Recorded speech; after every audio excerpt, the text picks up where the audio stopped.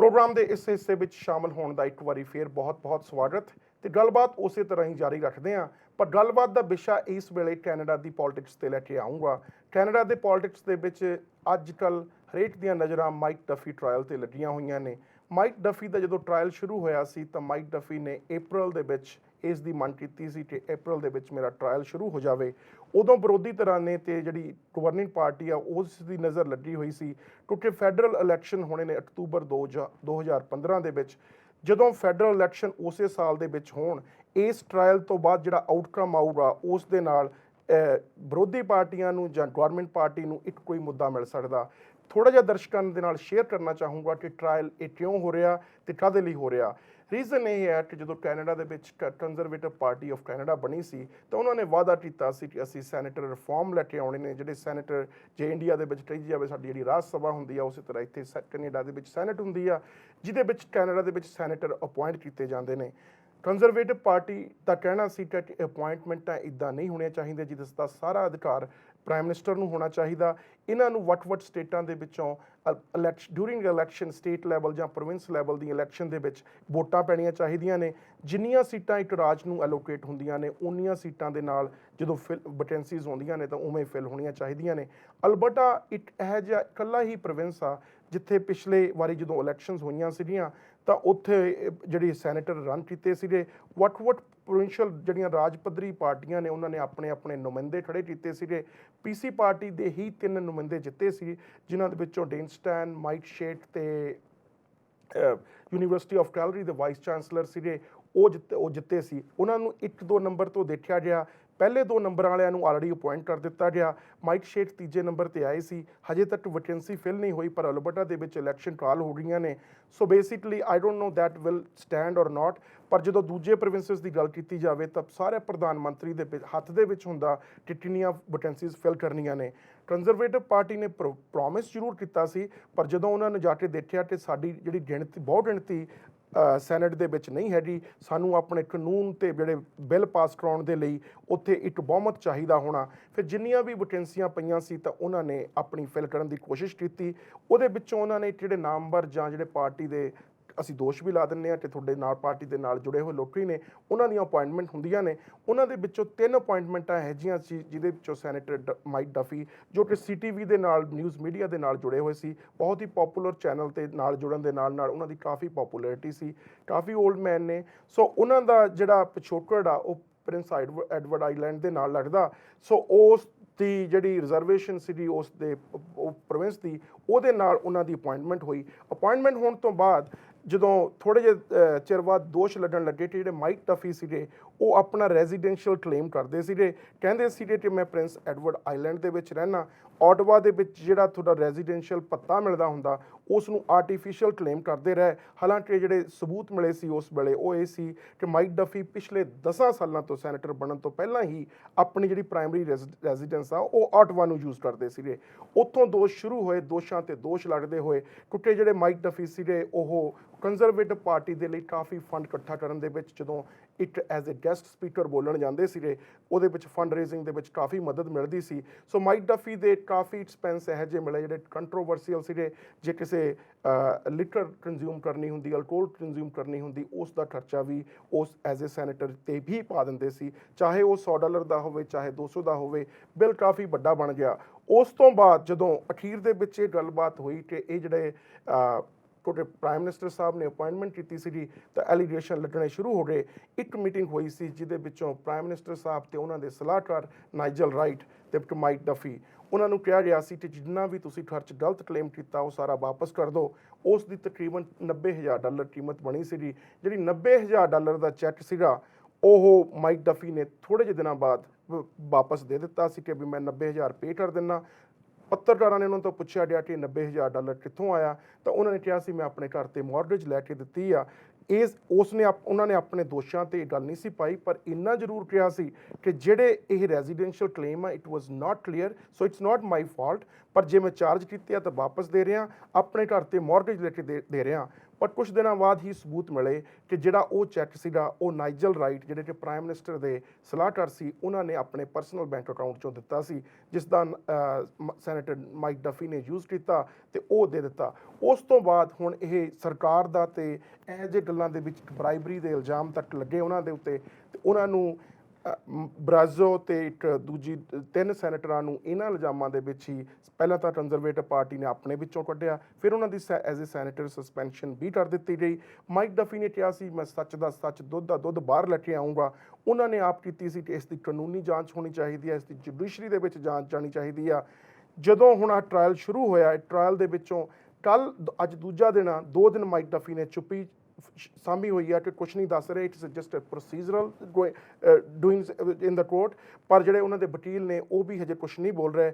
ਪਰ ਕੱਲ੍ਹ ਜਦੋਂ ਪ੍ਰਾਈਮ ਮਿਨਿਸਟਰ ਸਟੀਵਨ ਹਾਰਪਰ ਨੂੰ ਪੁੱਛਿਆ ਗਿਆ ਕਿ ਜੇ ਕੋਰਟ ਤੋਂ ਉਹਨਾਂ ਨੂੰ ਬੁਲਾਵਾ ਆਉਂਦਾ ਤਾਂ ਉਹ ਆਪਣੀ ਇੱਕ ਵਿਟਨੈਸ ਸਟੇਟਮੈਂਟ ਦੇਣ ਜਾਣਗੇ, ਜੇ ਨਹੀਂ, ਪ੍ਰਾਈਮ ਮਿਨਿਸਟਰ ਨੇ ਕਿਹਾ ਕਿ ਇਸ ਦੀ ਇਨਵੈਸਟੀਗੇਸ਼ਨ ਪਹਿਲਾਂ ਹੀ ਹੋ ਚੁੱਕੀ ਹੈ ਤੇ RCMP ਨੇ ਦੱਸ ਦਿੱਤਾ ਹੋਇਆ ਕਿ ਮੇਰਾ ਇਹਦੇ ਵਿੱਚ ਕੋਈ ਰੋਲ ਨਹੀਂ। ਨਾਈਜਲ ਰਾਈਟ ਦਾ ਰੋਲ ਸੀ, ਜਿੱਦਣ ਮੈਨੂੰ ਪਤਾ ਲੱਗਿਆ ਨਾਈਜਲ ਰਾਈਟ ਦਾ ਰੋਲ ਆ, ਹਾਲਾਂਕਿ ਮੈਂ ਪਾਰਲੀਮੈਂਟ ਦੇ ਵਿੱਚ ਪਹਿਲਾਂ ਸਟੇਟਮੈਂਟ ਦੇ ਚੁੱਕਿਆ ਸੀਗਾ ਕਿ ਨਾਈਜਲ ਰਾਈਟ ਦਾ ਇਹਦੇ ਵਿੱਚ ਕੋਈ ਰੋਲ ਨਹੀਂ, ਪਰ ਜਿੱਦਣ ਮੈਨੂੰ ਪਤਾ ਲੱਗਿਆ ਆਈ ਫਾਇਰਡ ਹਿਮ। ਨਾਈਜਲ ਰਾਈਟ ਦਾ ਕਹਿਣਾ ਕਿ ਮੈਂ ਕੁਇਟ ਕੀਤਾ, ਉਹਨਾਂ ਕਿੱਦਾਂ ਫਾਇਰ ਕੀਤਾ। ਨਾਈਜਲ ਰਾਈਟ ਦਾ ਕੋਰਟ ਦੇ ਵਿੱਚ ਜਾਣਾ ਬਿਲਕੁਲ ਤੈਅ ਹੈ, ਸਟੀਵਨ ਹਾਰਪਰ ਕੋਰਟ ਦੇ ਵਿੱਚ ਜਾਂਦੇ ਆ ਨਹੀਂ, ਇਹ ਤਾਂ ਆਉਣ ਵਾਲਾ ਸਮਾਂ ਦੱਸੂਗਾ। ਪਰ ਜਿਹੜੀਆਂ ਗੱਲਾਂ ਸਾਹਮਣੇ ਆਉਣਗੀਆਂ ਉਸ ਦਾ ਕੰਜ਼ਰਵੇਟਿਵ ਪਾਰਟੀ ਨੂੰ ਥੋੜ੍ਹਾ ਜਿਹਾ ਜਿਹੜਾ ਕਹਿੰਦੇ ਹੁੰਦੇ ਆ ਵੀ ਉਹ ਭੁਗਤਾਨ ਵੀ ਕਰਨਾ ਪੈਣਾ, ਬਹੁਤ ਜ਼ਿਆਦਾ ਕਰਨਾ ਪੈਣਾ ਜੀ। ਇਹ ਥੋੜਾ ਜਿਹਾ ਨਹੀਂ, ਕਿਉਂਕਿ ਜਿਸ ਹਿਸਾਬ ਨਾਲ ਤੁਸੀਂ ਟਾਈਮਿੰਗ ਦੱਸੀ ਹੈ ਵੀ ਟਾਈਮਿੰਗ ਇਸ ਹਿਸਾਬ ਦੇ ਨਾਲ ਇਸ ਕੇਸ ਦੀ ਜਿਹੜੀ ਸ਼ੁਰੂ ਹੋਈ ਆ ਤੇ ਡੈਫੀਨੇਟਲੀ ਇਹ ਮੁੱਦਾ ਬਣ ਕੇ ਅੱਗੇ ਆਊਗਾ। ਆਪੋਜੀਸ਼ਨ ਪਾਰਟੀਆਂ ਨੇ ਕੋਈ ਮੌਕਾ ਨਹੀਂ ਛੱਡਣਾ, ਕਿਉਂਕਿ ਕੰਜ਼ਰਵੇਟਿਵ ਸਰਕਾਰ ਨੇ ਜਿਹੜੀ ਆ ਉਹ ਵੀ ਕੋਈ ਮੌਕਾ ਨਹੀਂ ਛੱਡਦੀ ਪਈ ਵੀ ਅਸੀਂ ਕਿਸੇ ਨਾ ਕਿਸੇ ਕੋਈ ਨਾ ਕੋਈ ਟੈਕਟਿਕ ਇੱਦਾਂ ਯੂਜ਼ ਕਰੀਏ ਕਿ ਸਾਨੂੰ ਜਿਹੜੀ ਲੋਕਾਂ ਦੀ ਸਪੋਰਟ ਉਹ ਰੈਗੂਲਰ ਮਿਲਦੀ ਰਹੇ। ਪਰ ਹੁਣ ਆਪੋਜੀਸ਼ਨ ਪਾਰਟੀਆਂ ਕੋਲ ਮੁੱਦਾ ਆਇਆ ਤੇ ਆਈ ਥਿੰਕ ਉਹਨਾਂ ਨੇ ਪਲੇਟ ਦੇ ਵਿੱਚ ਧਰ ਕੇ ਦਿੱਤਾ ਵੀ ਆ ਲਓ ਆਹ ਮੁੱਦਾ ਆ ਤੇ ਇਹਦੇ ਉੱਤੇ ਤੁਸੀਂ ਸਾਡੇ ਖਿਲਾਫ ਆਓ, ਤੇ ਉਹੀ ਗੱਲ ਮੇਰੇ ਹਿਸਾਬ ਨਾਲ ਕਰਨੀ ਆ ਵੀ ਹਾਂਜੀ ਆਹ ਮੁੱਦੇ ਨੂੰ ਤੁਸੀਂ ਲੈ ਕੇ ਤੇ ਸਾਡੇ ਅਗੇਂਸਟ ਖੜੇ ਹੋਵੋ। ਬਿਲਕੁਲ ਮਾਈਕ ਡਫੀ ਨੇ ਮੈਂ ਡਿਟੇਲਸ ਪੜ੍ਹ ਰਿਹਾ ਸੀਗਾ ਇੱਥੋਂ ਤੱਕ ਕਿ ਉਹਨਾਂ ਨੇ ਆਪਣੇ ਬਾਲ ਕਟਾਉਣ ਤੱਕ ਦੇ ਪੈਸੇ ਜਿਹੜੇ ਆ ਆਪਣੇ ਬਿਊਟੀ ਦੇ ਹੇਅਰ ਸਲੂਨ ਮੇਕਅਪ ਵਗੈਰਾ ਦੇ ਉਹ ਤੱਕ ਜਿਹੜੇ ਆ ਉਹ ਚਾਰਜ ਕੀਤੇ ਗਏ ਆ। ਸੋ ਦੇਖੋ ਸੈਨੇਟਰ ਜਿਹੜੇ ਸੀ ਨਾ ਉਹ TV ਮੀਡੀਆ ਨਾਲ ਜੁੜੇ ਹੋਏ ਸੀ ਜੀ, ਤੇ ਉਹਨਾਂ ਨੂੰ ਮੇਕਅਪ ਕਰਾਉਣ ਦੀ ਆਦਤ ਸੀ। ਸਾਡੇ ਇੱਕ ਫਨੀ ਸੈਂਡ ਹੁੰਦੇ ਆ ਉਹ ਵੀ ਮੇਕਅਪ ਤੇ ਕਾਫੀ ਪੈਸੇ ਸਪੈਂਡ ਕਰਦੇ ਨੇ, ਬਿਲਕੁਲ ਹੈ ਨਾ। ਸੋ ਮਾਈਕ ਡਫੀ ਨੂੰ ਵੀ ਮੇਕਅਪ ਕਰਾਉਣ ਦੀ ਆਦਤ ਸੀ। ਜਿਸ ਤਰ੍ਹਾਂ ਤੁਸੀਂ ਕਹਿੰਦੇ ਸੀਗੇ ਵੀ ਉਹ ਘਰ ਦੇ ਉੱਤੇ ਆਪਣਾ ਲੈਂਦੇ ਰਹੇ ਆ, ਘਰ ਦਾ ਵੀ ਭੱਤਾ ਲੈਂਦੇ ਰਹੇ ਆ, ਤੇ ਇਸ ਤਰ੍ਹਾਂ ਤਾਂ ਉਹਨਾਂ ਨੇ ਇਹ ਵੀ ਕਿਹਾ ਵੀ 105 ਸੈਂਟਰ ਨੇ ਤੇ ਉਹ ਸਾਰਿਆਂ ਦਾ ਕੋਈ ਸਪਸ਼ਟ ਨਹੀਂ ਹੈਗਾ ਇਹਦੇ ਵਿੱਚ ਵੀ ਉਹ ਸਾਰਿਆਂ ਦਾ ਇਹਦੇ ਬਾਰੇ ਭੱਤਾ ਲੈਣ ਬਾਰੇ ਘਰ ਦਾ। ਹੁਣ ਇਹਨਾਂ ਦਾ ਤਾਂ ਇਹ ਵੀ ਇੱਥੇ ਤੱਕ ਵੀ ਕਿਹਾ ਗਿਆ ਵੀ ਉਹ 2 ਵਾਰੀ VC ਦੇ ਵਿੱਚ ਗਏ, ਇੱਕ ਵਾਰੀ ਆਪਣੀ ਕੁੜੀ ਦਾ ਨਾਟਕ ਸੀ ਕਿਤੇ ਉਹ ਦੇਖਣ ਵਾਸਤੇ ਉਹ ਵੀ ਖਰਚੇ ਪਾ ਦਿੱਤੇ, ਤੇ ਉਸ ਤੋਂ ਬਾਅਦ ਕਹਿੰਦੇ ਇੱਕ ਵਾਰੀ ਆਪਣੇ ਘਰ ਵਾਲੀ ਨਾਲ ਗਏ ਸੀ, ਉੱਥੇ ਕੁੱਤਾ ਖਰੀਦਣਾ ਸੀਗਾ, ਪੱਪੀ ਮਤਲਬ ਖਰੀਦਣ ਵਾਸਤੇ ਸੀਗੇ, ਉਹ ਵੀ ਪੈਸੇ ਉਹਨਾਂ ਨੇ ਇਹਦੇ ਖਰਚੇ ਦੇ ਵਿੱਚ ਪਾ ਦਿੱਤੇ। ਇੱਥੇ ਆਪਾਂ ਹੋਰ ਸੈਂਟਰਾਂ ਦਾ ਪਿੱਛੇ ਵੀ ਹੋਇਆ ਇਹ ਵੀ ਕਈ ਸੈਂਟਰ ਇਸ ਤਰ੍ਹਾਂ ਦੇ ਜਿਨ੍ਹਾਂ ਨੇ ਉਹ ਕਿਸੇ ਜਗ੍ਹਾ ਦੇ ਉੱਤੇ ਗਏ, ਉਹਨਾਂ ਨੇ ਇੱਥੋਂ ਕਿਰਾਇਆ ਗਵਰਨਮੈਂਟ ਵੱਲੋਂ ਵੀ ਲੈ ਲਿਆ ਤੇ ਉਧਰੋਂ ਜਿਨ੍ਹਾਂ ਨੇ ਬੁਲਾਇਆ ਸੀ ਉਹਨਾਂ ਤੋਂ ਵੀ ਕਿਰਾਇਆ ਲੈ ਲਿਆ। ਠੀਕ ਹੈ ਜੀ। ਸੋ ਇਹ ਇਕੱਲੇ ਇੱਕ ਮਾਈਕ ਡਫੀ ਤੇ ਨਹੀਂ, ਇਹ ਗੱਲ ਹੁਣ ਲਿਬਰਲ ਸੈਨੇਟਰ ਵੀ ਨੇ, ਪਰ ਦੇਖੋ ਖੁੱਲ ਕੇ ਇਹਦੇ ਗੱਲਾਂ ਸਾਹਮਣੇ ਆਉਣੀਆਂ। ਇਹ ਰੌਲਾ ਇਹ ਆ, ਮੈਂ ਦੱਸਦਾ ਕੀ ਰੌਲਾ ਹੈ ਨਾ। ਇਹ ਰੌਲਾ ਤਾਂ ਹੈਗਾ, ਲੇਕਿਨ ਉਸ ਤੋਂ ਪਹਿਲਾਂ ਇਹ ਵੀ ਦੱਸ ਦਿਓ ਵੀ ਇਹ ਪੈਸਾ ਕਿਹਦਾ ਖਾ ਰਹੇ ਆ। ਨਹੀਂ ਹਾਂ ਪੈਸਾ ਦੇਖੋ, ਪੈਸਾ ਤੇ ਇਹ ਸਾਰੇ ਕੈਨੇਡੀਅਨਸ ਦਾ ਖਾ ਰਹੇ ਨੇ। ਉਹਦਾ ਰੌਲਾ ਦੱਸਦਾ ਕੀ ਰੌਲਾ। ਜਿਹੜੀ ਮੇਨ ਆਪੋਜੀਸ਼ਨ ਪਾਰਟੀ ਆ ਉਹ NDP ਆ, ਹਾਂਜੀ, ਉਹਨਾਂ ਕੋਲੇ ਜਿਹੜੀ ਇਸ ਵੇਲੇ ਦੀ ਮੇਨ ਆਪੋਜੀਸ਼ਨ ਪਾਰਟੀ ਆ ਉਹ NDP ਆ। NDP ਦੇ ਵਿੱਚੋਂ ਰਾਜ ਸਭਾ ਦੇ ਵਿੱਚ ਜਿਹੜੀ ਰਾਜ ਸਭਾ ਨਹੀਂ ਸੈਨੇਟ ਦੇ ਵਿੱਚ 0 ਸੀਟ ਆ ਜੀ। ਉਹਦਾ ਰੀਜ਼ਨ ਹੈ ਕਦੇ ਉਹਨਾਂ ਦੀ ਗਵਰਨਮੈਂਟ ਹੀ ਨਹੀਂ ਬਣੀ। ਜਦੋਂ ਪ੍ਰਾਈਮ ਮਿਨਿਸਟਰ ਅਪਾਇੰਟ ਕਰਦਾ ਸੈਨੇਟਰ ਤਾਂ ਉਹਦੇ ਨਾਲ ਹੀ ਬਣਨੇ ਨੇ, ਉਹਨਾਂ ਦੇ ਸੈਨੇਟਰ ਦੀ ਕੋਈ ਗਿਣਤੀ ਨਹੀਂ ਹੈਗੀ। ਸੋ ਬੇਸਿਕਲੀ ਜਦੋਂ ਤੁਹਾਡਾ ਸੈਨੇਟਰ ਨਹੀਂ ਬਣਿਆ ਤੁਸੀਂ ਚੋਰੀ ਨਹੀਂ ਕੀਤੀ ਹੋਣੀ, ਇੱਕ ਵੀ ਨਹੀਂ ਕੀਤੀ ਹੋਣੀ। ਪਰ ਲਿਬਰਲਾਂ ਦੇ ਸੈਨੇਟਰ ਜ਼ਰੂਰ ਬਣੇ ਨੇ, 2-3 ਨੇ ਰਿਜ਼ਾਈਨ ਵੀ ਕੀਤਾ, ਕਈ ਤਾਂ ਬੜੇ ਵੱਡੇ ਆਸ਼ਿਆਂ ਨੇ ਕਰਦੇ ਸੀਗੇ ਉਹ। ਹਾਂ, ਪਰ ਜਿਹੜਾ ਮਸਲਾ ਬਣਨਾ ਨਾ ਤੁਸੀਂ ਪਰਮਿੰਦਰ ਸਿੰਘ ਜੀ, ਇਹ ਪੈਸੇ ਦਾ ਨਹੀਂ ਹੈਗਾ। ਹੁਣ ਮਸਲਾ ਇਹ ਆ ਕਿ ਪ੍ਰਾਈਮ ਮਿਨਿਸਟਰ ਨੂੰ ਉਹ 90,000 ਦੇ ਚੈੱਕ ਦਾ ਪਤਾ ਸੀ ਜਾਂ ਨਹੀਂ ਪਤਾ ਸੀ। ਮਾਈਕ ਡਫੀ ਦਾ ਕਹਿਣਾ ਕਿ ਜਦੋਂ ਸਾਡੀ ਮੀਟਿੰਗ ਇਕੱਠੀ ਹੋ ਕੇ ਹੋਈ ਆ, ਪ੍ਰਾਈਮ ਮਿਨਿਸਟਰ ਨੇ ਇਹ ਐਕਨੋਲਜ ਕੀਤਾ, ਮੈਨੂੰ ਮੈਸੇਜ ਕੀਤਾ ਕਿ everything will be taken care of, you just pay it. ਉਹ ਪ੍ਰਾਈਮ ਮਿਨਿਸਟਰ ਨੇ ਕਿਹਾ ਕਿ ਤੂੰ ਪੇ ਕਰਦੇ ਜੇ ਗਲਤ ਕੀਤੇ ਨੇ। ਉਹ ਕਹਿੰਦੇ ਨਹੀਂ ਇਹਨਾਂ ਨੇ ਆਪਣੇ ਜਿਹੜਾ ਚੀਫ ਆਫ ਸਟਾਫ ਕਾਫੀ ਵੱਡਾ ਵਕੀਲ ਆ, ਉਹ ਮਿਲੀਨਰ ਸੀਗਾ ਤੇ ਕਾਫੀ ਵੱਡਾ ਉਹਨਾਂ ਦਾ ਜਜ਼ਬਾ ਸੀਗਾ। ਉਹ ਕਹਿੰਦੇ ਉਹਦੇ ਲਈ $90,000 ਮਾਈਨਰ ਗੱਲ ਸੀਗੀ, ਸਾਨੂੰ ਹਜੇ $1 ਕੱਢਣਾ ਔਖਾ, ਉਹਨੂੰ 90,000 ਸੌਖਾ ਸੀ। ਉਹ ਕਹਿੰਦੇ ਮੈਂ ਨਹੀਂ ਕਹਿੰਦਾ ਮੈਂ ਨਹੀਂ ਲਿਆ, ਗਲਤ ਲਿਆ, ਸਭ ਕੁਝ ਹੋਇਆ। ਹੁਣ ਇਹ technically it's a bribery to influence the senator to do something, ਹੈ ਨਾ। ਤੇ ਹਾਂ, ਉਹਦੇ ਵਿੱਚ ਹੁਣ ਪਾਰਲੀਮੈਂਟ ਇਨਵੋਲਵ ਹੋ ਰਹੀ ਹੈ ਨਾ। ਪਾਰਲੀਮੈਂਟ ਇਨਵੋਲਵ ਨੂੰ ਛੱਡੋ, ਜੇ ਉਹ ਕਹਿੰਦਾ ਉਹ ਮਾਈਕ ਡਫੀ ਕਹਿ ਰਿਹਾ ਕਿ ਤੁਹਾਡਾ ਪ੍ਰਾਈਮ ਮਿਨਿਸਟਰ ਇਨਵੋਲਵ ਸੀਗਾ, ਉਸ ਵੇਲੇ ਤਾਂ ਉਹਨੇ ਵੱਡੀ ਸੀਗੇ। ਪ੍ਰਾਈਮ ਮਿਨਿਸਟਰ ਜੀ ਯੂਜ਼ ਕਰ ਰਹੇ ਸੀ ਕਿ ਇਸ ਨੂੰ ਬਚਾਇਆ ਜਾਵੇ, ਉਸ ਨੂੰ ਬਚਾਉਣ ਦੇ ਲਈ ਜਿਹੜੇ ਇਹਦੇ ਚਿੱਚੜ ਦੇ ਛਿੱਟੇ ਪੈਣੇ ਨੇ ਉਹ ਮੇਰੇ ਤੇ ਨਾ ਪੈਣ। ਹੁਣ ਮਾਈਕ ਡਫੀ ਦਾ ਕਹਿਣਾ ਵੀ ਇਲੈਕਸ਼ਨਾਂ ਤੋਂ ਪਹਿਲਾਂ, ਕਿਉਂਕਿ ਹੁਣ ਜਿੱਦਣ ਵੀ ਟ੍ਰਾਇਲ ਹੋਊਗਾ ਇੱਕ ਦਿਨ ਉਹ ਗੱਲਾਂ ਵੱਜਣਗੀਆਂ। ਗੱਲ ਪੈਸੇ ਦੀ ਕਿਉਂ ਨਹੀਂ, ਇੱਕ ਗੱਲ ਦੱਸਣਾ ਨਾ ਥੋੜੀ ਜਿਹੀ ਰੋਮਾਂਚਕ ਬਣਾਉਣ ਲਈ। ਹਾਂਜੀ, ਸਾਹਿਲ ਕਾਦਰੀ ਨੇ ਜੀ ਆਪਣੇ ਐਡਮਿੰਟਨ ਤੋਂ MLA, ਹਾਂਜੀ, ਹੈ ਨਾ, ਮਿਲਵੁੱਡ ਦਾ ਆਪਣੀ ਰਾਈਡਿੰਗ, ਜਿਵੇਂ ਆਪਣੀ ਕੈਲਰੀ ਮਟਵਾਲ ਆ ਇੱਥੋਂ, ਹਾਂਜੀ, ਉਸੇ ਰਾਈਡਿੰਗ ਦੇ ਨਾਲ ਹੀ ਜੁੜੇ ਹੋਏ ਨੇ। ਉਵੇਂ ਹੀ ਬਿਲਕੁਲ ਭਾਈਚਾਰਾ, ਮੁਸਲਮ ਭਾਈਚਾਰਾ, ਸਿੱਖ ਭਾਈਚਾਰਾ ਚੁਣਦੇ ਨੇ। ਪਿਛਲੀ ਵਾਰੀ MLA ਚੁਣੇ ਗਏ। ਕੱਲ ਖਬਰ ਆ ਰਹੀ ਆ ਕਿ ਬਾਈ ਜੀ ਨੇ ਦਸੰਬਰ ਜਿਹੜਾ ਲੰਘਿਆ ਹੋਣੀ ਪਾਰਟੀਆਂ ਸ਼ੁਰੂ ਕਰਨ ਕੀਤੀਆਂ। ਪਹਿਲੇ ਵਾਰੀ ਤਾਂ ਉਹਨਾਂ ਨੇ ਪਾਰਟੀ ਕੀਤੀ ਦਸੰਬਰ ਨੂੰ $4,000 ਦੀ, ਉਸ ਤੋਂ ਬਾਅਦ 5500 ਦੀ 3 ਦਿਨਾਂ ਬਾਅਦ। ਇਹ ਕਾਦੀ ਪਾਰਟੀ ਕੀਤੀ ਉਹ ਲੰਚਨ ਕਰ ਲਿਆ, ਯਾਰਾਂ ਦੋਸਤਾਂ ਨੂੰ ਬੁਲਾਉਣ। ਹਾਂ ਨਹੀਂ ਚਲੋ, ਉਹ ਦਸੰਬਰ ਕ੍ਰਿਸਮਸ ਦਾ ਮਾਹੌਲ ਸੀਗਾ। ਫਿਰ ਉਸ ਤੋਂ ਬਾਅਦ 10 ਦਿਨਾਂ ਬਾਅਦ ਕ੍ਰਿਸਮਸ ਦੀ ਪਾਰਟੀ ਕੀਤੀ, $15,000 ਖਰਚਤਾ। ਅੱਛਾ ਜੀ, $30-40,000 ਖਰਚ ਬੈਠੇ ਪਹਿਲੇ ਦਿਨਾਂ 'ਚ। ਉਹ ਸਾਰਾ ਹੀ ਟੈਕਸ ਪੇਅਰਾਂ ਨੂੰ ਪਾ ਦਿੱਤਾ। ਬਿਲਕੁਲ ਠੀਕ ਆ, ਉਹਦਾ ਰੌਲਾ ਪਿਆ ਹੋਇਆ, ਰੌਲਾ ਪੈਣਾ, ਜਵਾਬ ਦੇਣਾ ਪੈਣਾ ਕਿ ਜੇ ਤੁਸੀਂ ਆਪਦੇ ਜਿਹੜੇ ਤੁਸੀਂ ਹੋਰ ਦੱਸਦੇ ਹੋ। ਚਲੋ ਕ੍ਰਿਸਮਸ ਦੀਆਂ ਪਾਰਟੀਆਂ ਮਨਾ ਲਈਆਂ, ਉਸ ਤੋਂ ਬਾਅਦ ਉੱਥੇ ਇੱਕ ਪੈਲੇਸ ਬੈਂਕੁਏਟ ਹਾਲ ਆ। ਪੈਲੇਸ ਬੈਂਕੁਏਟ ਹਾਲ ਦੇ ਵਿੱਚੋਂ ਜੁਲਾਈ ਤੇ ਸਤੰਬਰ ਦੇ ਵਿੱਚ ਉਹਨਾਂ ਨੇ ਆਪਣੀ ਐਨੀਵਰਸਰੀ ਮਨਾਈ ਜੀ। ਉਹਦਾ ਖਰਚਾ ਪਾ ਦਿੱਤਾ ਐਲਬਰਟਾ ਨੂੰ। ਉਹਦੇ ਉੱਤੇ ਜਿਹੜਾ ਇਨਵਾਇਸ ਆ ਉਹਦੇ ਤੇ ਡੇਟ ਨਹੀਂ ਪਾਈ ਹੋਈ, ਤਾਂ ਹੀ ਮੈਂ ਕਿਹਾ ਵੀ ਬਿਟਵੀਨ ਜੁਲਾਈ ਐਂਡ ਸਤੰਬਰ, ਉਹ ਡੇਟ ਨਹੀਂ ਪਾਈ। ਹੁਣ ਡੇਟ ਜਦੋਂ ਪੁੱਛਣ ਲਈ ਮੀਡੀਆ ਉੱਥੇ ਗਿਆ ਵੀ ਪੈਲੇਸ ਤੋਂ, ਬਾਈ ਜੀ ਤੁਸੀਂ ਆਈਡੀਆ ਪਾਰਟੀ ਕੀਤੀ ਸੀ, ਇਹ ਕਦੋਂ ਕੀਤੀ ਸੀ? ਉਹਨਾਂ ਨੇ ਇਨਵਾਇਸ ਦੇਖਿਆ, ਉਹ ਕਹਿੰਦੇ ਅਸੀਂ ਡੇਟ ਪਾਉਣੀ ਭੁੱਲ ਗਏ, ਹੁਣ ਸਾਨੂੰ ਕੀ ਪਤਾ। ਠੀਕ ਹੈ, ਪਰ ਇਨਵੌਇਸ ਨੰਬਰ ਹਾਂ, ਹੁਣ ਦੇਖੋ ਸਿੰਘਾਂ ਕਿੰਨੀਆਂ ਜੜੀਆਂ ਹੋਈਆਂ ਨੇ, ਹਨਾ, ਵੀ ਇਹ ਕਿਵੇਂ ਹੋ ਸਕਦਾ ਵੀ ਜਿਹੜੇ ਬੰਦਿਆਂ ਦਾ ਐਡਾ ਇਕੱਠ ਹੋਇਆ ਹੋਵੇ ਤੇ ਉਹਨਾਂ ਨੂੰ ਡੇਟ ਨਾ ਪਤਾ ਹੋਵੇ। ਦੂਜੇ ਪਾਸੇ ਉਹ ਅਲਬਰਟਨਸ ਪੇ ਕਰ ਰਹੇ ਨੇ, 87 MLA ਨੇ ਇੱਥੋਂ ਦੇ। ਹਾਂਜੀ, ਇੱਕ ਦੂਜੇ ਦੇ ਉਲਟ ਨਹੀਂ ਬੋਲਦੇ, ਇੱਕ ਦੂਜੇ ਦੇ ਸਤੇਸ਼ ਨਹੀਂ ਕਰਦੇ। ਜਦੋਂ ਇਹ ਖਬਰਾਂ ਬਾਹਰ ਆਉਂਦੀਆਂ ਨੇ, ਜਿਹੜੇ 87 ਦੇ 87 ਨੇ ਨਾ, ਸਾਡੇ ਕੋਲ ਜਿੰਨਾ ਮਰਜ਼ੀ ਰੋਣਾ ਪਿੱਟਣਾ ਕਰੀ ਜਾਣ ਕਿ ਇੱਥੇ ਪੈਸੇ ਨਹੀਂ ਹੈਗੇ, ਟੈਕਸ ਲਾਉਣੇ ਪੈਣੇ ਆ ਤੁਹਾਡੇ ਤੇ, ਇਹ ਕਰਨਾ ਪੈਣਾ, ਪਰ ਜੇ ਇਆਸ਼ੀ ਦੇਖੀ ਜਾਵੇ ਤਾਂ ਸਾਰੀਆਂ ਪਾਰਟੀਆਂ ਦੇ ਹੱਥ ਵਿੱਚ ਰੁਲੇ ਹੁੰਦੇ ਨੇ। ਜਿਹਦੇ ਨਾ ਰੁਲੇ ਹੋਣ ਉਹੀ ਪਾਰਟੀ ਬੋਲ ਸਕਦੀ ਆ। ਹੁਣ ਗੱਲ back to federal government, liberals ਜ਼ੋਰ ਨਹੀਂ ਪਾ ਰਹੇ, ਕਿਉਂਕਿ ਜਸਟਿਨ ਟਰੂਡੋ ਤਾਂ ਪਹਿਲਾਂ ਹੀ ਕਹਿੰਦਾ ਵੀ ਮੈਂ ਜਿਹੜੇ ਇਹ ਸੈਨੇਟਰ ਤਾਂ ਅਪਾਇੰਟ ਹੋਣੇ ਚਾਹੀਦੇ ਨੇ, ਸੈਨੇਟਰ ਦੀ ਜਿਹੜੀ ਅਪਾਇੰਟਮੈਂਟ ਆ ਉਹ ਪ੍ਰਾਈਮ ਮਿਨਿਸਟਰ ਨੂੰ ਕਰਨੀ ਚਾਹੀਦੀ ਆ। ਕੰਜ਼ਰਵੇਟਿਵ ਕਹਿੰਦੇ ਸੀ ਨੋ, ਪਰ ਕੰਜ਼ਰਵੇਟਿਵਾਂ ਨੂੰ ਕਰਨੇ ਪਏ। ਸਾਨੂੰ ਦੱਸਿਆ ਗਿਆ ਕਿਉਂਕਿ ਸਾਡੇ ਕੋਲ ਸੈਨੇਟਰ ਦੀ ਮੈਜੋਰਟੀ ਨਹੀਂ ਹੈਗੀ ਸੀ। ਉਸ ਤੋਂ ਬਾਅਦ ਤੁਸੀਂ ਆਪਣੇ ਯਾਰ ਦੋਸਤ ਸਾਰੇ ਅਪਾਇੰਟ ਕਰਤੇ, ਅਪਾਇੰਟ ਕਰਕੇ ਉਹਨਾਂ ਨੂੰ ਤੁਸੀਂ ਜਿਹੜੇ ਸੈਲੀਬ੍ਰਿਟੀ ਜਾਂ ਸਟਾਰ ਫਿਗਰਸ ਨੇ ਉਹੀ ਅਪਾਇੰਟ ਕੀਤੇ ਨੇ। ਕਈ ਸਾਡੇ ਵੀਰਾਂ ਨੂੰ ਈਸਟ ਤੋਂ ਵੈਸਟ ਤੱਕ ਪੈਦਲ ਯਾਤਰਾ ਵੀ ਕਰਨੀ ਪਈ, ਸ਼ਾਇਦ ਸੈਨੇਟਰ ਅਪਾਇੰਟ ਕਰ ਦਿੱਤੀ ਜਾਵੇ।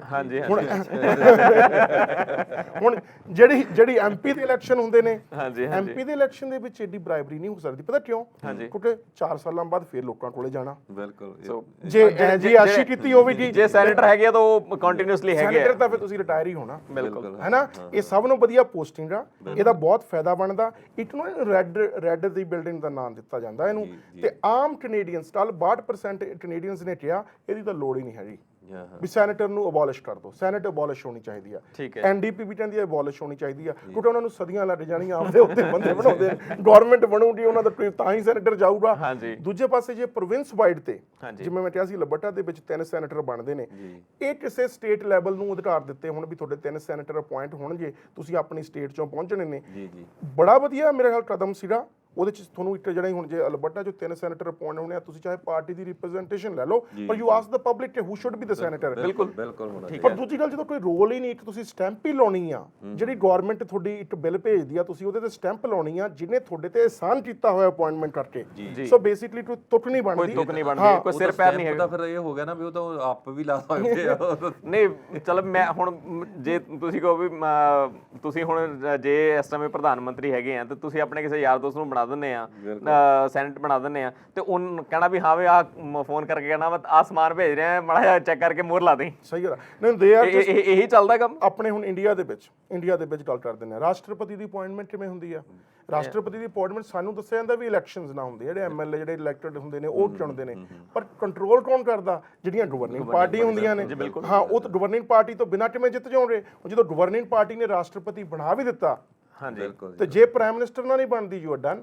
ਬਿਲਕੁਲ ਹਾਂ, ਤੇ ਇਹ ਕਿਵੇਂ ਹੋ ਸਕਦਾ ਵੀ ਵੈਸੇ ਇਹ ਜਿਹੜੀ ਗੱਲ ਸਿਰਫ ਸਟੈਂਪ ਲਾਉਣ ਵਾਸਤੇ ਨੇ, ਇਹ ਗੱਲ ਵੈਸੇ ਕਾਫੀ ਹੱਦ ਤੱਕ ਸਹੀ ਵੀ ਹੈਗੀ ਹੈ ਕਿ ਜੇ ਤੁਹਾਡੀ ਪ੍ਰਾਈਮ ਮਿਨਿਸਟਰ ਨਾਲ ਨਹੀਂ ਬਣਦੀ ਵੀ ਜਾਂ ਤੁਹਾਡੀ ਗਵਰਨਿੰਗ ਪਾਰਟੀ ਦੇ ਨਾਲ ਨਹੀਂ ਬਣਦੀ ਪਈ, ਤੇ ਡੈਫੀਨੇਟਲੀ ਇੱਥੇ ਕੁਛ ਨਾ ਕੁਛ ਜਿਹੜਾ ਹੋ ਸਕਦਾ ਹੈ, ਕਿਉਂਕਿ ਅਸੀਂ ਜੇ ਥੋੜਾ ਜਿਹਾ ਭਾਰਤ ਦੀ ਤੁਸੀਂ ਗੱਲ ਕੀਤੀ ਆ, ਤੇ ਜਿਹੜੇ ਸਾਡੇ ਅਬਦੁਲ ਕਲਾਮ ਸੀਗੇ ਪਹਿਲਾਂ ਰਾਸ਼ਟਰਪਤੀ, ਤੇ ਉਹਨਾਂ ਦਾ ਇਸੇ ਕਰਕੇ ਉਹਨਾਂ ਦੀ ਟਰਮ ਐਕਸਟੈਂਡ ਨਹੀਂ ਕੀਤੀ ਗਈ ਸੀ। ਦੇਖੋ ਇਹ ਹੁੰਦਾ ਵੀ ਜਿਵੇਂ ਇੱਥੇ ਵਾਲੀ ਸੈਨੇਟ ਕੈਨੇਡਾ ਵਾਲੀ ਆ, ਚਾਹੇ ਉੱਥੇ ਵਾਲਾ ਰਾਸ਼ਟਰਪਤੀ ਆ, ਇਤਨਾ ਵੱਡਾ ਲਾਸਟਿਕ ਬੰਨਿਆ ਹੁੰਦਾ ਹੱਥ ਨੂੰ, ਜਦੋਂ ਪਿੱਛੋਂ ਖਿੱਚਿਆ ਹੁੰਦਾ, ਜਦੋਂ ਬਿੱਲ ਆਉਂਦਾ ਉਹ ਛੱਡ ਦਿੰਦੇ ਨੇ ਵੀ ਸਟੈਂਪ ਲਾ ਦੇ। ਹਾਂ, ਜਦੋਂ ਨਹੀਂ ਛੱਡਦੇ ਤਾਂ ਨਹੀਂ ਲਾਉਂਦੇ। ਇਹ ਜਿਹੜੀ ਡੋਰ ਆ ਇਹ ਡੋਰ ਪ੍ਰਾਈਮ ਮਿਨਿਸਟਰ ਦੇ ਹੱਥ 'ਚ ਹੀ ਆ। ਹੁਣ ਮੋਦੀ ਸਾਹਿਬ ਦੇਖੋ ਬੀਜੇਪੀ ਤੋਂ ਨੇ, ਜਿਹੜੇ ਪ੍ਰਣਾਬ ਮੁਖਰਜੀ ਰਾਸ਼ਟਰਪਤੀ ਨੇ ਇੰਡੀਆ ਦੇ, ਉਹ ਕਾਂਗਰਸ ਨੇ ਬਣਾਏ ਹੋਏ ਨੇ, ਪਰ ਹੁਣ ਸੁਰ ਜਿਹੜੇ ਹੈਗੇ ਆ ਉਹ, ਪਰ ਜਿੰਨਾ ਚਿਰ ਉਹਨਾਂ ਦਾ ਫਿਊਚਰ ਜੇ ਪ੍ਰਣਾਬ ਮੁਖਰਜੀ ਨੇ ਰਾਸ਼ਟਰਪਤੀ ਰਹਿਣਾ, ਉਹ ਡੋਰ ਮੋਦੀ ਸਾਹਿਬ ਦੇ ਹੱਥ 'ਚ। ਹਾਂ, ਉਸੇ ਗੱਲ ਤੇ ਇਹ ਸੈਨੇਟਰ ਨੇ, ਜੇ ਪ੍ਰਾਈਮ ਮਿਨਿਸਟਰ ਨੇ ਆਪਣਾ ਵਾਅਦਾ ਅੱਜ ਪੂਰਾ ਕਰ ਦਿੱਤਾ ਕਿ ਵੀ ਮੈਂ ਸੈਨੇਟ ਇੱਕ ਵਾਰੀ ਰਿਫਾਰਮ ਲਿਆਉਣ ਦੇ ਲਈ ਸਾਰੇ ਸੈਨੇਟਰਾਂ ਨੂੰ ਚੁਣ ਕੇ ਆਉਣਾ ਪੈਣਾ, ਉਹ ਜਿਹੜਾ ਉਹਨਾਂ ਨੇ ਉੱਥੇ ਅੱਡਾ ਬਣਾਇਆ ਹੋਇਆ, ਇਵੇਂ ਉਹਨਾਂ ਦੇ ਸਾਰੇ ਐਸ਼ੀ ਕਰਦੇ ਨੇ, ਪਰ ਉਹ ਬਣਾਇਆ ਹੋਇਆ ਉਹ ਟੁੱਟ ਜਾਣਾ। ਸੋ ਬੇਸਿਕਲੀ ਬੋਲੀ ਤਾਂ ਬੋਲਣੀ ਪੈਣੀ ਆ, ਤੇ ਜੇ ਬਾਈ ਚਾਂਸ ਹੁਣ ਜੇ ਸਰਕਾਰ ਦੀ ਬੋਲੀ ਹਾਂ, ਜਿਵੇਂ ਕਹਿੰਦੇ ਹੁੰਦੇ ਆ ਇੱਥੋਂ ਜਾਓਗੇ ਕਿੱਥੇ? ਤੁਸੀਂ ਟਰੂਡੋ ਸਾਹਿਬ ਕੋਲ ਜਾਓਗੇ, ਜਿਹੜੇ ਪਹਿਲਾਂ ਹੀ ਨਹੀਂ ਰਿਫਾਰਮ ਲਿਆਉਣਾ ਚਾਹੁੰਦੇ।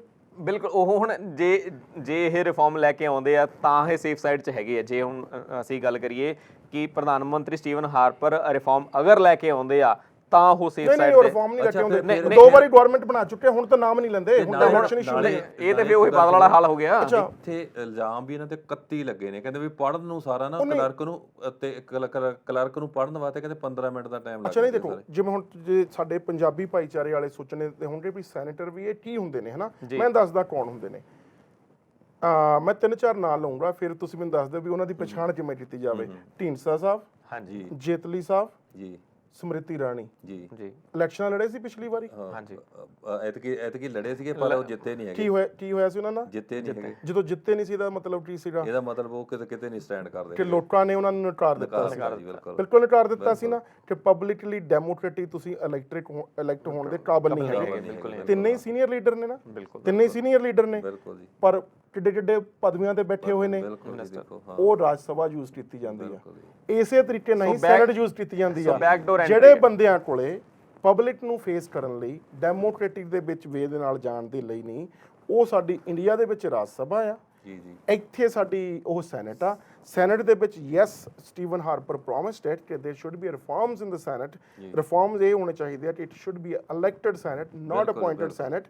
ਪਰ ਜਦੋਂ ਉਹਨਾਂ ਨੇ ਜਾ ਕੇ ਦੇਖਿਆ ਵੀ ਜੇ ਅਪਾਇੰਟ ਨਹੀਂ ਕਰਦੇ ਤਾਂ ਮੇਰੀ ਤਾਂ ਮਾਈਨੋਰਟੀ ਆ, ਇਹ ਮੈਨੂੰ ਇਹਦੀ ਮੈਜੋਰਟੀ ਬਣਾਉਣ ਲਈ ਮੈਨੂੰ ਹੁਣ ਇੰਨੀਆਂ ਇਲੈਕਸ਼ਨਾਂ ਮੈਂ ਕਿੱਥੋਂ ਕਰਾ ਲਾਂ? ਜਿਹੜੀ ਹੁਣ ਅਲਬਰਟਾ ਦੀ ਇਲੈਕਸ਼ਨ ਹੈ, ਜਿਮ ਪ੍ਰਿੰਟਸ ਤਾਂ ਹੈ ਨਹੀਂ ਵੀ ਜਦੋਂ ਮਰਜ਼ੀ ਕਰਾ ਲੈਣ। ਹਾਂ, ਉਹ ਤਾਂ ਟਾਈਮ ਨਾਲ ਹੀ ਹੋਣੀਆਂ ਨੇ, ਹਨਾ। ਹਾਂ, ਵੀ ਹਰੇਕ ਪ੍ਰੋਵਿੰਸ ਦਾ ਕੋਈ ਜਿਮ ਪ੍ਰਿੰਟਸ ਤਾਂ ਰਹਿੰਦਾ ਨਹੀਂ ਹੈਗਾ, ਰਾਈਟ ਨਾ। ਸੋ ਇਲੈਕਸ਼ਨਾਂ ਤਾਂ ਟਾਈਮ ਨਾਲ ਹੀ ਹੋਣੀਆਂ ਨੇ। So he didn't have that much time but to fill that ਕਿ ਕੱਲ ਨੂੰ ਮੈਂ ਜੇ ਪ੍ਰਾਈਮ ਮਿਨਿਸਟਰ ਨਾ ਰਿਹਾ, ਮੈਨੂੰ ਫਿਲ ਤਾਂ ਹੁਣ ਐਜ਼ ਅ ਪ੍ਰਾਈਮ ਮਿਨਿਸਟਰ ਹੀ ਕਰਨੀਆਂ ਪੈਣੀਆਂ ਨੇ। So he field it, right. Fill ਕਰਨ ਦੇ ਨਾਲ ਜਿਹੜੇ 3 ਸੈਨੇਟਰ ਮਿਲੇ, ਉਸ ਨੇ ਉਹਨਾਂ ਦਾ ਜਿਹੜਾ ਪ੍ਰਭਾਵ ਪਾਇਆ, ਉਹ ਹੁਣ ਕੋਆਰਡੀਨੇਟ ਸਾਈਡ ਕਰਨਾ। ਸੋ ਪਰ ਹੁਣ ਮੁੱਕਦੀ ਗੱਲ ਜਿਹੜੀ ਇਹ ਇੱਥੇ ਜੇ ਸਾਰੇ ਸਿਨੈਰੀਓ ਨੂੰ ਹੁਣ ਦੇਖਿਆ ਜਾਵੇ ਤੇ ਸੈਨੇਟਰ ਇਕੱਲੇ ਸੈਨੇਟਰ ਹੀ ਨਹੀਂ ਕੈਨੇਡੀਅਨਸ ਦੇ ਫੰਡ ਨੂੰ ਗਲਤ ਉਹਦਾ ਯੂਟਿਲਾਈਜ਼ ਕਰਦੇ, ਬਾਕੀ ਵੀ MLAs MPs ਕਿਸੇ ਨਾ ਕਿਸੇ ਤਰੀਕੇ ਨਾਲ ਉਹਨੂੰ ਉਹ ਅਬਿਊਜ਼ ਕਰਦੇ ਹੀ ਕਰਦੇ ਆ। ਉਹਨਾਂ ਦੀ ਗੱਲ ਆਉਂਦੀ ਆ ਨਾ, ਮੈਂ ਇਹੀ ਕਹਿਣਾ ਚਾਹੁੰਦਾ ਵੀ ਜੇ ਉਹ ਅਬਿਊਜ਼ ਕਰਦੇ ਨੇ, ਸਾਨੂੰ ਕੋਈ ਪਤਾ ਲੱਗਦਾ, ਉਹਨਾਂ ਨੇ ਇਲੈਕਟੋਰੇਟ ਨੂੰ 4 ਸਾਲਾਂ ਬਾਅਦ ਫੇਸ ਕਰਨਾ ਇੱਥੇ ਇੰਡੀਆ ਦੇ ਵਿੱਚ 5 ਸਾਲਾਂ 'ਚ, ਹਨਾ। ਪਰ ਜਦੋਂ ਫੇਸ ਕਰਦੇ ਨੇ ਤਾਂ ਲੋਕੀ ਆਪਣਾ ਫਤਵਾ ਦਿੰਦੇ ਨੇ, ਸੈਨੇਟਰਾਂ ਨੇ ਤਾਂ ਕਦੇ ਵੀ ਨਹੀਂ ਫੇਸ ਕਰਨਾ। ਪਰ ਇਹ ਦੇਖੋ ਮੇਰੀ ਸੁਣੋ ਗੱਲ, ਪਰ ਹੁਣ ਇੱਥੇ ਕੁਐਸਚਨ ਇੱਕ ਆ ਜਾਂਦਾ ਹੈ ਕਿ ਹੁਣ ਅਗਰ ਕੋਰਟ ਜਿਹੜੀ ਆ ਉਹ ਇਹ ਗੱਲ ਕਹਿ ਦਿੰਦੀ ਕਿ ਸਟੀਵਨ ਹਾਰਪਰ ਨੂੰ ਕੋਰਟ ਦੇ ਵਿੱਚ ਆਉਣਾ ਪੈਣਾ ਆ ਆਪਣਾ ਜਿਹੜਾ ਪੱਖ ਆ ਉਹ ਕਲੀਅਰ ਕਰਨ ਦੇ ਲਈ, ਤੇ ਉਸ ਤੋਂ ਇਲਾਵਾ ਜਿੱਦਾਂ ਤੁਸੀਂ ਗੱਲ ਕੀਤੀ ਹੈ ਕਿ ਨੇਜਲ ਰਾਈਟ ਜਿਹੜੇ ਹੈਗੇ ਆ ਉਹ ਵਕੀਲ ਹੈਗੇ ਆ, ਤੇ ਮੇਰੇ ਹਿਸਾਬ ਦੇ ਨਾਲ ਉਹਨਾਂ ਨੇ ਵੀ ਕੱਚੀਆਂ ਖੇਡਾਂ ਤਾਂ ਨਹੀਂ ਖੇਡੀਆਂ ਹੋਈਆਂ, ਉਹ ਵੀ ਨਹੀਂ, ਪੱਕੇ ਖਿਡਾਰੀ ਹੋਣਗੇ। ਖੇਡਾਂ ਨਹੀਂ, ਦੇਖੋ ਜਿਹੜੇ ਹਿਸਾਬ ਨਾਲ ਉਹਨਾਂ ਨੂੰ ਫਾਇਰ ਕੀਤਾ ਗਿਆ, ਸ਼ਾਇਦ ਨਹੀਂ ਉਹ ਵੀ ਫਾਇਰ ਨਹੀਂ ਜੀ, ਉਹਨਾਂ ਨੇ resign no prime minister said ਕਿ ਨਹੀਂ, ਪ੍ਰਾਈਮ ਮਿਨਿਸਟਰ ਨੇ ਕਿਹਾ ਨਾ ਕਿ ਮੈਂ ਫਾਇਰ ਕੀਤਾ ਹੈ, ਪਰ ਉਹਨੇ ਤਾਂ ਉਹ ਤਾਂ ਕਹਿੰਦੇ ਕਿ ਮੈਂ ਰਿਜ਼ਾਈਨ ਕੀਤਾ ਹੈ। ਪਰ ਦੇਖੋ ਐਡੀਆਂ ਵੱਡੀਆਂ ਤਾਕਤਾਂ ਨਾਲ, ਜਾਨੀ ਜੇ ਹੁਣ ਨਾਈਜਲ ਰਾਈਟ ਨੂੰ ਗੱਲ ਕੀਤੀ ਜਾਵੇ, ਕਲਾਊਡ ਤਾਂ it is the same, he is not a liberal right, he is still a conservative, so I think he will watch it right, ਹੈ ਨਾ। ਹੁਣ ਸੱਚਾਈ ਕੀ ਆ, ਤੇ ਨਾਈਜਲ ਰਾਈਟ ਜਾਂ ਸਟੀਵਨ ਹਾਰਪਰ ਜਾਂ ਮਾਈਕ ਡਫੀ, ਜਿਹੜੇ ਉਹ ਤਿੰਨ ਕਮਰੇ ਦੇ ਵਿੱਚ ਸੀਗੇ, ਫੋਟੋਆਂ ਆ ਚੁੱਕੀਆਂ ਨੇ, ਫੋਟੋਆਂ ਦਿੱਤੀਆਂ ਨੇ ਵੀ ਅਸੀਂ ਤਿੰਨੇ ਹੀ ਬੈਠੇ ਸੀਗੇ, ਤੇ ਉਹ ਕਹਿੰਦਾ ਵੀ ਪ੍ਰਾਈਮ ਮਿਨਿਸਟਰ ਨੇ ਉਸ ਵੇਲੇ ਡਿਸਾਈਡ ਕਰ ਦਿੱਤਾ ਸੀ ਤੂੰ ਇਹਨੂੰ $90,000 ਦਾ ਚੈੱਕ ਦੇਂਗਾ, ਪਰ ਪ੍ਰਾਈਮ ਮਿਨਿਸਟਰ ਕਹਿੰਦਾ ਵੀ ਮੈਨੂੰ ਨਹੀਂ ਪਤਾ, ਇਹਨੇ ਆਪਦੀ ਮਰਜ਼ੀ ਨਾਲ ਦੇਤਾ, ਇਹਨੇ ਇਹ ਸਾਡੀ ਇੱਕ ਗਲਤੀ ਕੀਤੀ, it's a criminal, so that's why I fired him. ਹੁਣ ਕੁਐਸਚਨ ਇੱਥੇ ਆ, ਲਿਬਰਲ ਪਾਰਟੀ ਵੀ ਮਾਈਕ ਡਫੀ ਦੀ ਮਦਦ ਕਰ ਸਕਦੀ ਹੈ, ਕਿਉਂਕਿ ਲਿਬਰਲ ਪਾਰਟੀ ਨੂੰ ਜਾਂ NDP ਨੂੰ ਇਸ ਗੱਲ ਦਾ ਫਾਇਦਾ ਹੋ ਸਕਦਾ, ਉਸ ਤੋਂ ਬਾਅਦ ਉਹ ਪ੍ਰਾਈਮ ਮਿਨਿਸਟਰ ਨੂੰ ਖਿੱਚ ਵੀ ਸਕਦੇ ਨੇ ਕਿ why did you do it, ਉਹ 90,000 ਦੇ ਪਿੱਛੇ, ਜਾਂ ਤੁਸੀਂ ਪਾਰਲੀਮੈਂਟ ਦੇ ਵਿੱਚ ਝੂਠ ਕਿਉਂ ਬੋਲਿਆ ਸੀ, ਸਿੱਧੀ ਜੀ ਗੱਲ ਆ। ਹੁਣ ਇੱਥੇ ਨੇਜਲ ਰਾਈਟ ਆਪਣੇ ਕੁਝ ਆਪਣਾ ਮਤਲਬ ਵਿਰੋਧੀ ਪਾਰਟੀ ਦੇ ਨਾਲ ਜਾ ਸਕਦਾ ਜਾਂ ਨਹੀਂ? ਕੋਈ ਚਾਂਸ ਨਹੀਂ। ਨਹੀਂ, ਹੁਣ ਨੰਬਰ 2 ਦੇ ਉੱਤੇ ਦੇਖੋ, ਇਹ ਸੈਂਟਰ ਜਿਹੜੇ ਹੈਗੇ ਨੇਗੇ, ਇਹਨਾਂ ਨੂੰ ਨੋਮੀਨੇਟ ਕੀਤਾ ਗਿਆ, ਠੀਕ ਹੈ ਜੀ, ਅਪਾਇੰਟ ਕੀਤਾ, ਮਤਲਬ ਅਪਾਇੰਟ ਕਰਦੇ ਆ, ਜਿਵੇਂ ਰਿਕ ਹੈਂਸਨ ਦੀ ਅਪਾਇੰਟਮੈਂਟ, ਇਹ ਇੱਕ ਰਿਸਪੈਕਟਫੁਲ ਹੋ ਗਿਆ ਨਾ। ਅਪਾਇੰਟ ਕੌਣ ਹੁੰਦਾ ਜਿਹਨੂੰ ਆਪਾਂ ਰਿਸਪੈਕਟ ਕਰਦੇ ਵੀ ਇਹ ਰਿਸਪੈਕਟਫੁਲ ਬੰਦਾ, ਇਹਨੂੰ ਆਪਾਂ ਰਿਸਪੈਕਟ। ਭਾਜੀ ਦੇਖੋ ਹੁਣ ਤੁਸੀਂ ਕ੍ਰਾਸ ਦੀ ਇਲੈਕਸ਼ਨ ਲੜੀ ਸੀ, ਆਪਣਾ ਹਨੀ ਸਿੰਘ ਭੇਜਿਆ ਸੀ ਆਪਾਂ, ਹਨੀ ਸਿੰਘ, ਹੈ ਨਾ, ਜੇ ਤਾਂ ਉਹ ਸੱਤਾਂ 'ਚ ਕੋਈ ਬਣ ਜਾਂਦਾ ਉਹ ਨੋਮੀਨੇਟ ਹੋਣਾ ਸੀ, ਪਰ ਰਿਕ ਹੈਂਸਨ ਅਪਾਇੰਟ ਹੋਇਆ, ਆਹ ਡਿਫਰੈਂਸ। ਸੋ ਟੈਕਨੀਕਲੀ ਅਪਾਇੰਟ ਹੋ ਕੇ ਉੱਥੇ ਚਲੇ ਗਏ, ਰਿਸਪੈਕਟਫੁਲ ਪੋਸਟ ਹੈਗੀ ਹੈ ਨਾ, ਤੇ ਰਿਸਪੈਕਟਫੁਲ ਪੋਸਟ ਦੇ ਉੱਤੇ ਜਾ ਕੇ ਬੰਦੇ ਨੂੰ ਇਦਾਂ ਦੇ ਸਕੈਂਡਲਾਂ ਦੇ ਨਾਲ ਜੁੜਨਾ ਕੋਈ ਚੰਗੀ ਗੱਲ ਤਾਂ ਹੈ ਨਹੀਂ। ਤੁਸੀਂ ਟਰੈਕਟਰ ਦਾ ਟਾਇਰ ਬੱਸ ਦੇ ਨਾਲ ਚਲਾਓਗੇ ਤਾਂ ਰਿਸਪੈਕਟ ਤਾਂ ਰਹਿੰਦੀ ਹੋ ਨਹੀਂ। ਇਹ ਜ਼ਰੂਰੀ ਤਾਂ ਨਹੀਂ ਵੀ ਕੁਰਸੀ ਰਿਸਪੈਕਟਫੁਲ ਆ ਤੇ ਬੰਦਾ ਦੂਜਾ ਪਾ ਦੋਗੇ, ਰਾਈਟ? ਰਿਸਪੈਕਟਫੁਲ ਦੇ ਲਈ ਦੋਹਾਂ ਚੀਜ਼ਾਂ ਨੂੰ ਰਿਸਪੈਕਟਫੁਲ ਹੋਣਾ ਚਾਹੀਦਾ। ਪਰ ਹੁਣ ਸਰਕਾਰ ਦੀ ਗਲਤੀ ਹੈ ਵੀ ਉਹ ਇਹਨਾਂ ਨੇ ਬਿਲਕੁਲ, ਜਦੋਂ ਆਈ ਥਿੰਕ ਉਹਨਾਂ ਨੇ ਦੇਖਿਆ ਨਹੀਂ ਹੈਗਾ ਵੀ ਇਹ ਬੰਦੇ ਇਦਾਂ ਕਰ ਸਕਦੇ ਆ। ਭਾਜੀ ਦੇਖੋ, ਬੰਦੇ ਦੇਖਣ ਲਈ ਲੋਕਾਂ ਤੋਂ, ਜੇ ਤੁਸੀਂ ਕੋਈ ਪੋਸਟਿੰਗ ਕਰਦੇ ਹੋ ਨਾ, ਤਾਂ ਜਿਹੜੀ ਸਭ ਤੋਂ ਵਧੀਆ ਜਿਹੜਾ ਸੋਰਸ ਆਫ ਇਨਫੋਰਮੇਸ਼ਨ ਹੁੰਦੀ ਆ ਉਹ ਪਬਲਿਕ ਹੁੰਦੀ ਆ। ਜਦੋਂ ਤੁਸੀਂ ਪਬਲਿਕ ਤੋਂ ਪੁੱਛਦੇ ਹੋ, ਚਾਹੇ ਅਸੀਂ ਵੋਟਾਂ ਦੇ ਨਾਂ ਤੇ ਪੁੱਛੀਏ, ਚਾਹੇ ਆਮ ਆਪਣੇ ਸੋਸ਼ਲ ਨੈਟਵਰਕ ਜਾ ਕੇ ਪੁੱਛੀਏ, ਜਿਹੜਾ ਲੋਕਾਂ ਦਾ ਡਿਸੀਜਨ ਹੁੰਦਾ, ਜਿਹੜਾ ਸਾਨੂੰ ਵੋਟਾਂ ਦੇ ਹਿਸਾਬ ਨਾਲ, ਇਲੈਕਸ਼ਨ ਦੇ ਹਿਸਾਬ ਨਾਲ ਦਿੱਤਾ ਨਾ, ਉਹੀ ਡੈਮੋਕ੍ਰੇਸੀ ਦੇ ਵਿੱਚ ਸਭ ਤੋਂ ਵਧੀਆ ਮੰਨਿਆ ਜਾਂਦਾ। ਹਾਲਾਂਕਿ ਅਸੀਂ ਕਈ ਤਰੀਕੇ ਵਰਤੇ ਜਾਂਦੇ ਆ ਲੋਕਾਂ ਨੂੰ ਭਰਮਾਉਣ ਲਈ, ਉੱਥੇ ਨਹੀਂ ਜਾਂਦੇ, ਪਰ ਡੈਮੋਕ੍ਰੈਟਿਕ ਵੈਲਿਊਜ਼ ਆਰ ਦੋਜ਼। ਜਦੋਂ ਅਪਾਇੰਟਮੈਂਟਾਂ ਆ ਜਾਂਦੀਆਂ ਹੋਣ, ਚਾਹੇ ਕੈਨੇਡਾ ਦੀ ਪਾਰਲੀਮੈਂਟ ਸੈਨੇਟਰਾਂ ਦੀ ਅਪਾਇੰਟਮੈਂਟ ਕਰਦੀ ਹੋਵੇ, ਚਾਹੇ ਅਲਬਰਟਾ ਦੀ PC ਪਾਰਟੀ ਇੱਥੇ ਸਾਡੇ MLAਆਂ ਦੀਆਂ ਅਪਾਇੰਟਮੈਂਟਾਂ ਕਰਦੀ ਹੋਵੇ, ਚਾਹੇ ਵਾਈਲਡ ਰੋਜ਼ ਕਰਦੀ ਹੋਵੇ, ਚਾਹੇ ਲਿਬਰਲ ਕਰਦੇ ਹੋਣ, ਅਪਾਇੰਟਮੈਂਟ ਦੇ ਨਾਲ ਇੱਕ ਛੱਟੀ ਜਿਹੜਾ ਲੱਗਿਆ ਜਾਂਦਾ ਨਾ ਬਦਲਾਅ, ਵੀ ਤੁਸੀਂ ਕਿਉਂ ਲਿਆਉਂਦੇ, ਸਾਨੂੰ ਕਿਹਾ ਜਾਂਦਾ ਸਟਾਰ ਲੈ ਕੇ ਆ ਰਹੇ ਆ। ਹੁਣ ਜਿਵੇਂ ਰਿਕ ਹੈਂਸਨ ਜੀ, ਉਹਨਾਂ ਦੀ ਅਪਾਇੰਟਮੈਂਟ ਹੋ ਗਈ, ਜੇ ਤਾਂ ਉਹ ਨੋਮੀਨੇਟ ਹੋ ਕੇ ਆਉਂਦੇ, ਫਿਰ ਤਾਂ ਜਿਹੜੀ ਮੈਂਬਰਸ਼ਿਪ ਨੇ ਚੁਣਿਆ ਸੀ, ਕੱਲ ਨੂੰ ਕੋਈ ਗਲਤੀ ਕਰਦੇ ਨੇ ਤਾਂ ਉਹਨਾਂ ਦਾ ਕਸੂਰ ਆ ਮੈਂਬਰਸ਼ਿਪ ਦਾ, ਪਰ ਜੇ ਅਪਾਇੰਟਮੈਂਟ ਹੋ ਗਈ ਤਾਂ ਉਹਦੇ 'ਚ ਕਸੂਰ ਸਿਰਫ ਅਪਾਇੰਟਮੈਂਟ ਕਰਨ ਵਾਲੇ ਦਾ ਹੋਊਗਾ। ਅਪਾਇੰਟਮੈਂਟ ਕਰਨ ਤੋਂ ਬਾਅਦ ਅਗਰ ਹੁਣ ਕੁਝ ਹੁੰਦਾ ਹੈ ਤੇ ਉਹ ਅਪਾਇੰਟਮੈਂਟ ਕਰਨ ਵਾਲੇ ਦਾ ਕਸੂਰ ਆ। ਹੁਣ ਕੱਲ ਜਿਹੜੇ ਮੰਡੇ ਨੂੰ VOTING ਹੋਈ ਸੀ, ਨੋਮੀਨੇਸ਼ਨ VOTING ਕੈਲਗਰੀ ਮੈਕॉल ਦੀ, ਉਹਦੇ ਰਿਜ਼ਲਟਸ ਆ ਚੁੱਕੇ ਆ। ਉਹਦੇ 'ਚ ਦੇਖੋ, ਉਹ 'ਚ ਉਦੋਂ ਰਾਤ ਨੂੰ ਜਦੋਂ ਆਪਾਂ ਕਵਰ ਕੀਤਾ, ਉਹਦੇ 'ਚ ਨੋਮੀਨੇਸ਼ਨ ਤੇ ਅਪਾਇੰਟਮੈਂਟ ਲੜ ਰਹੀਆਂ ਸੀ। ਸਹੀ ਗੱਲ। ਹੁਣ ਉਹਦਾ ਸਿੱਧਾ ਮਤਲਬ ਇਹੀ ਆ ਵੀ ਨੋਮੀਨੇਸ਼ਨ ਤੇ ਅਪਾਇੰਟਮੈਂਟ ਲੜ ਰਹੀਆਂ ਸੀ, ਪਰ ਚੰਗੀ ਗੱਲ ਹੈ ਵੀ ਅਪਾਇੰਟਮੈਂਟ ਲਈ ਟਾਈਮ 72 ਘੰਟੇ ਦਾ ਮੰਗਿਆ ਹੋਇਆ ਸੀ, ਵੋਟਾਂ 12 ਘੰਟੇ ਬਾਅਦ ਡਿਕਲੇਅਰ ਹੋ ਰਹੀਆਂ, ਜਿੱਤ ਨੋਮੀਨੇਸ਼ਨ ਦੀ ਹੋਈ। ਠੀਕ ਹੈ ਜੀ, ਦੋਨਾਂ ਜਗ੍ਹਾ ਕੈਲਗਰੀ ਫੋਰਟ ਦੇ ਵਿੱਚ ਵੀ ਕੈਲਗਰੀ ਫੋਰਟ ਦੇ ਨੋਮੀਨੇਸ਼ਨ ਜਿੱਤ ਗਈ। ਅੱਛਾ ਦੋਸਤੋ, ਟਾਈਮ ਬਹੁਤ ਹੋ ਚੁੱਕਿਆ, ਹੁਣ ਸਾਨੂੰ ਥੋਤੋਂ ਜਿਹੜੀ ਇਹ ਬ੍ਰੇਕ ਤੋਂ ਬਾਅਦ ਮੈਨੂੰ ਥੋਤੋਂ ਇਜਾਜ਼ਤ ਲੈਣੀ ਪੈਣੀ ਆ, ਪਰ ਪਰਮਿੰਦਰ ਸਿੰਘ ਤੇ ਅਜੇ ਦਿਓਲ ਜੀ ਤੁਹਾਡੇ ਨਾਲ ਜੁੜੇ ਰਹਿਣਗੇ। ਸਾਡੇ ਸੰਵਾਦਦਾਤਾ ਦਿਲਰਾਜ ਸਿੰਘ ਪੰਜਾਬ ਤੋਂ ਸਾਡੇ ਨਾਲ ਜੁੜਨਗੇ ਤੇ ਪੰਜਾਬ ਦੇ ਕੋਈ ਮਸਲੇ ਤੇ ਗੱਲਬਾਤ ਕਰਨਗੇ, ਪਰ ਮੈਨੂੰ ਜਿਵੇਂ ਪਹਿਲਾਂ ਮੈਂ ਕਿਹਾ, ਇਜਾਜ਼ਤ ਲੈਣੀ ਪੈਣੀ ਆ। ਤੁਹਾਡਾ ਸਾਡੇ ਨਾਲ ਸ਼ਾਮਲ ਹੋਣ ਦਾ ਬਹੁਤ ਬਹੁਤ ਧੰਨਵਾਦ। Thank you very much and good night.